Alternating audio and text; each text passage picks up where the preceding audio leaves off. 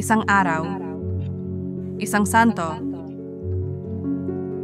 may maligayang pagdating sa channel na nagbibigay pugay sa mga lalaki at babae na nagmarka sa kasaysayan ng simbahan sa buong panahon.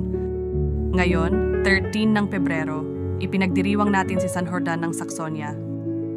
Kamusta? Si San Jordan ng Saxonia, kilala rin bilang si Jordan de Sax, ay isang relihiyosong Dominican ng ika-13 na taon. Ipinanganak sa Alemanya mga bandang 1190, sumapi si Jordan de Sax sa orden ng Dominikanong pananampalataya sa panahon na ang orden ay baguhan pa lamang at lumalaki pa lamang. Agad siyang naging kilala sa kanyang pagsamba, kaalaman at dedikasyon sa reforma ng orden ng mga Dominican.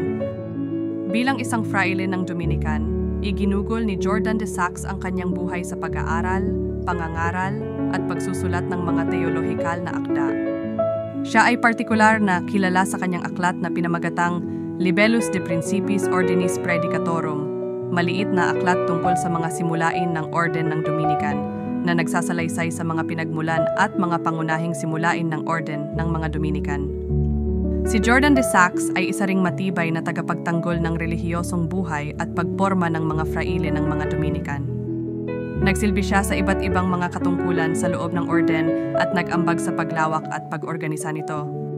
Ang kanyang buhay ng pananalangin, intelektual na gawain, at paglilingkod sa simbahan ay nag-iwan ng isang matagalang alaala sa orden ng mga Dominican at sa simbahang Katolika. Narito ang isang dasal na inilaan kay San Jordan ng Saxonia. O Diyos, na nagpapayaman sa iyong simbahan sa pamamagitan ng pagbibigay kay San Jordan ng Saxonia ng kaloob ng karunungan at kaalaman. Bigyan mo rin kami ng biyaya upang maunawaan ang mga misteryo ng iyong pananampalataya at mabuhay ayon sa iyong mga aral.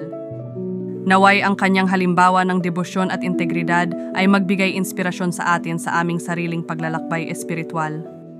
Sa pamamagitan ni Hesukristo aming Panginoon. Amen.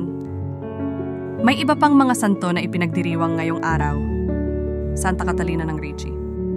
Ipakikilala namin sila sa aming mga susunod na video. Maligayang pagdiriwang sa lahat ng ipinanganak ngayong araw